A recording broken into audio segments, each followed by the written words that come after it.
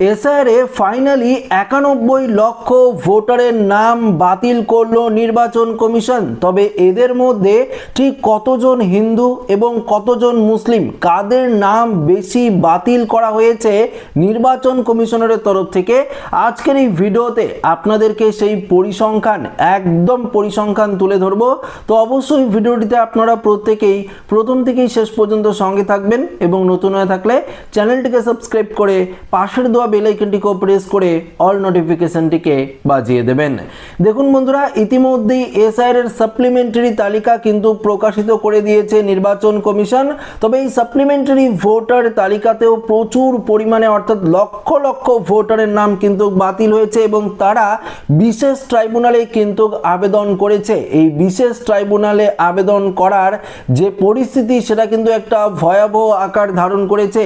বিভিন্ন জায়গায় বিশৃঙ্খলার পরিস্থিতি দেখা দিয়েছে, অর্থাৎ ডিএম অফিস বা এসডি অফিসে যেখানে এই ট্রাইব্যুনাল গঠন করা হয়েছে সেখানের পরিস্থিতিটা একটা ভয়ঙ্কর অবস্থা ধারণ করেছে। তবে আজকের এই ভিডিওতে আপনাদেরকে সেই পরিসংখ্যান জানাবো, অর্থাৎ এই যে টোটালি 91 লক্ষ ভোটারের নাম বাতিল হয়েছে এসআইআরে, এর মধ্যে ঠিক কতগুলো মুসলিমের নাম রয়েছে এবং কতগুলো হিন্দুদের নাম বাতিল করা হয়েছে সেই পরিসংখ্যান কিন্তু আপনাদের সামনে তুলে ধরবো। তো একটু মনোযোগ সহকারে যদি ভিডিওটি দেখেন তাহলে আপনারা কিন্তু পরিষ্কারভাবে বুঝতে পারবেন। তো আসুন আমরা একদম মূল যে আপডেট, সেই আপডেটে চলে যাই এবং দেখে নিই এই মুহূর্তে কমিশনারের তরফ থেকে যে রিপোর্টটি দেওয়া হয়েছে তাতে কি বলেছে। দেখুন, তৃণমূলের মুখপাত্রের বক্তব্য, অনুপ্রবেশকারী এবং রোহিঙ্গা খুঁজতে গিয়ে বিজেপি সকলকে লাইনে দাঁড় করিয়েছে, সেই হয়রানি থেকে বাদ যায়নি গরিব হিন্দুরাও। পরিসংখ্যান বলে দিচ্ছে 57 লক্ষেরও বেশি হিন্দু নাম ভোটার তালিকা থেকে বাদ পড়ে গিয়েছে। তবে দেখুন, এখানে পরিষ্কার রিপোর্ট আপনাদের সামনে তুলে ধরবো। এসআইআর এর প্রক্রিয়া শেষে পশ্চিমবঙ্গে প্রায় 91 লক্ষ নাম কিন্তু ভোটারের তালিকা থেকে বাদ গিয়েছে, কিন্তু সেই সংখ্যার মধ্যে ঠিক কত হিন্দু এবং কত মুসলিমের নাম রয়েছে সেই তথ্য নির্বাচন কমিশন প্রকাশ্যে আনেনি। ঘটনাচক্রে গত মঙ্গলবার ওই তালিকা প্রকাশের 48 ঘন্টার মধ্যেই সাংগঠনিক স্তরে হিসাব কষে তৃণমূল দাবি করলো যত নাম বাদ পড়েছে তার 63%রই নাম রয়েছে হিন্দু, যা বিজেপির পক্ষে অস্বস্তিকর কিন্তু পরিস্থিতি হয়ে দাঁড়িয়েছে। তৃণমূলের সেই পরিসংখ্যান তুলে ধরেছে, তার সত্যতা নিয়ে প্রশ্ন তোলেনি বিজেপি। উল্টে তাদের প্রশ্ন, তৃণমূল এই পরিসংখ্যান হাতে পেল কি করে। দেখুন, তৃণমূলের বক্তব্য, এসআইআর একদম প্রথম পর্বে যে 58 লক্ষ ভোটারের নাম বাদ পড়েছিল তার মধ্যে 44 লক্ষই নাম ছিল হিন্দু। সেই পর্বে মুসলিমের নাম বাদ পড়েছিল মাত্র 13.5 লক্ষ। আর দ্বিতীয় পর্বের ভোটার তালিকা থেকে বাদ পড়েছিল প্রায় 5.5 লক্ষ ভোটারের নাম, যখন ফাইনাল তালিকা প্রকাশিত করা হয় 28 ফেব্রুয়ারি। এর মধ্যে 5,28,000 নামই রয়েছে হিন্দু, মুসলিম নাম বাদ পড়েছিল 13,000-এর মতো। তৃতীয় অর্থাৎ সর্বশেষ পর্বে বিচার বিবেচনাধীন তালিকা থেকে প্রায় 27 লক্ষ নাম বাদ পড়েছে। তবে এই পর্বে হিন্দুদের তুলনায় মুসলিমের নামের সংখ্যা অনেকটাই কিন্তু বেশি। দেখুন, আরেকটি গুরুত্বপূর্ণ বিষয় আপনাদেরকে জানিয়ে দেই, বিচার বিবেচনাধীন তালিকা থেকে মুসলিমদের নাম বাদ পড়েছে 17 লক্ষেরও কিছু বেশি। পক্ষান্তরে হিন্দুদের নামের সংখ্যা 8,35,000। এখানে শতাংশের হিসাব কষলে দেখা যাচ্ছে প্রথম পর্বে যে নাম বাদ পড়েছিল তার মধ্যে প্রায় 75% হিন্দু এবং 23% মুসলিম রয়েছে। দ্বিতীয় পর্বে নাম বাদের পড়েছিল তার সংখ্যা 97% রয়েছে হিন্দু এবং মুসলিমদের মাত্র 2.5%। অন্যদিকে 1%-রও কিছু কম রয়েছে অন্যান্য। তৃতীয় পর্বে অর্থাৎ বিচার বিবেচনাধীন তালিকা থেকে বাদ পড়া হিসেব বলেছে হিন্দুদের নাম বাদ পড়েছে 31% অর্থাৎ, এবং মুসলিমদের নাম তার থেকে দ্বিগুণের বেশি অর্থাৎ 65%, অন্যান্য 4% কিছু বেশি। অর্থাৎ আমরা যদি সব মিলিয়ে অর্থাৎ প্রথম পর্ব, দ্বিতীয় পর্ব এবং তৃতীয় পর্বের যে লিস্ট, সেই লিস্ট অনুযায়ী যদি আমরা শতাংশের হিসাব মিলাই তাহলে দেখতে পারবো 63% নাম বাদ পড়েছে শুধু হিন্দুদেরই এবং 35% নাম বাদ পড়েছে মুসলিম অর্থাৎ মুসলিম ভোটার। দেখুন, অনুপাত হিসাবে আমরা দেখতে পাচ্ছি 2:1 অনুপাতে কিন্তু বাদ পড়েছে।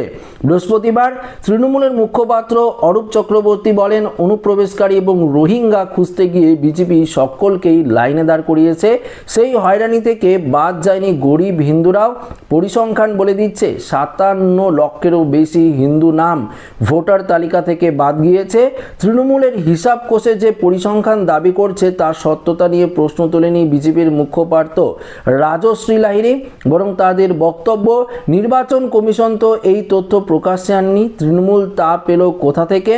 যে বিএলওরাও তৃণমূলের ঝান্ডা নিয়ে আন্দোলন করেছিল তারাই কি তাহলে তৃণমূলের হাতে এই তথ্য দিয়েছে? প্রকাশিতভাবেই সূত্রের ব্যাপারে স্পষ্ট করে কিছু বলেনি তৃণমূল। অরূপ শুধু বলেছে একাধিক সংস্থা এসআইআর এর তালিকাকে ডিজিটাইজ করেছে। প্রথম 2 দফায় যে নাম বাদ গিয়েছিল তার বুথভিত্তিক হিসাব আমাদের সাংগঠনিক স্তরে রয়েছে। এই পরিসংখ্যান পাওয়ার জন্য মহাকাশ গবেষণার দরকার হয় না। প্রসঙ্গত অনেকেই এসআইআর এর নাম বাদ পড়ার মোট সংখ্যাকে সার্বিকভাবে ধর্মীয় ভিত্তিতে না দেখে গুণগত দিক থেকেই দেখতে চাইছেন। তাদের ব্যাখ্যা, প্রথম দফায় 58 লক্ষ বাদ পড়েছিল, যার মধ্যে 75% হিন্দু, তা স্থানান্তরিত এবং একজনের একাধিক জায়গায় নাম রয়েছে। আর তৃতীয় পর্বে যে নাম বাদ পড়েছিল যাতে সংখ্যালঘু সংখ্যাগরিষ্ঠ এবং যারা ভোট দানে সক্রিয়, তবে তৃণমূল আনুষ্ঠানিকভাবে না বললেও একান্ত আলোচনা বলেছে গণহারে হিন্দুদের নাম বাদ মতুয়া অধ্যুষিত এলাকায় প্রভাব তৈরি করবে। যে অংশে গত 3টি বড় ভোটে বিজেপি নিরসংখ্যার আধিপত্য তৈরি করেছিল।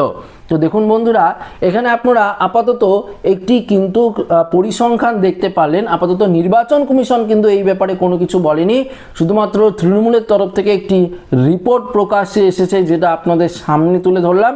এবং প্রথম যে তালিকা, যেখানে প্রথম তালিকাতে আপনারা জানেন প্রথম তালিকাতে এসএসডি ভোটার ছিল, অর্থাৎ মৃত ভোটার, স্থানান্তরিত ভোটার থেকে শুরু করে এখানে শিফটেড ভোটার থেকে শুরু করে নিখোঁজ ভোটার, এগুলো তো ছিল, আপনারা তো জানেন। এর মধ্যে 58 লক্ষ নাম বাতিল গিয়েছিল। পরবর্তীতে যখন চূড়ান্ত তালিকা প্রকাশিত হয় 5 লক্ষ নাম বাতিল গিয়েছিল এবং এখন বিচার বিবেচনাধীন করার পর যে নাম বাদ গিয়েছে সেটা কিন্তু 27 লক্ষ ভোটারের নাম বাদ গিয়েছে। এই টোটাল ভোটারের নাম মিলে 91 লক্ষ ভোটারের নাম কিন্তু বাতিল হয়েছে, যেটা আপনারা পেলেন এই মুহূর্তে।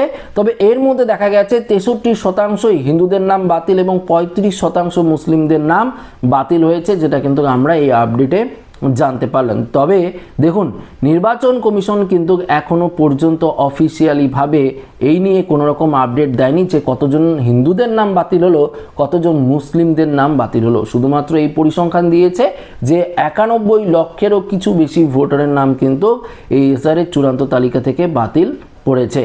তবে এখনও সময় রয়েছে ট্রাইব্যুনালে আবেদন করার। আপনারা কিন্তু ট্রাইব্যুনালে আবেদন করতে পারেন।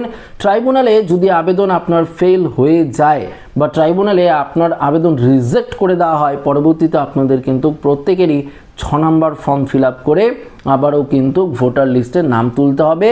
তখনও আপনাদের হিয়ারিংয়ে যেতে হবে। কিন্তু মনে রাখবেন, এখন যে আপনারা হিয়ারিংয়ে গিয়ে বা আপনারা যেই ডকুমেন্টসগুলো দিয়েছেন সেগুলো কিন্তু ভুল করেও দেবেন না, তাহলে আবারও আপনার নাম বাতিল হতে পারে। তো অবশ্যই আপনারা একদম নির্বাচন কমিশনের যে ডকুমেন্টসগুলোর কথা বলে বা বলেছে 13টি ডকুমেন্টসের কথা, তার মধ্যে যে কোনো একটি ডকুমেন্টস আপনারা দেবেন।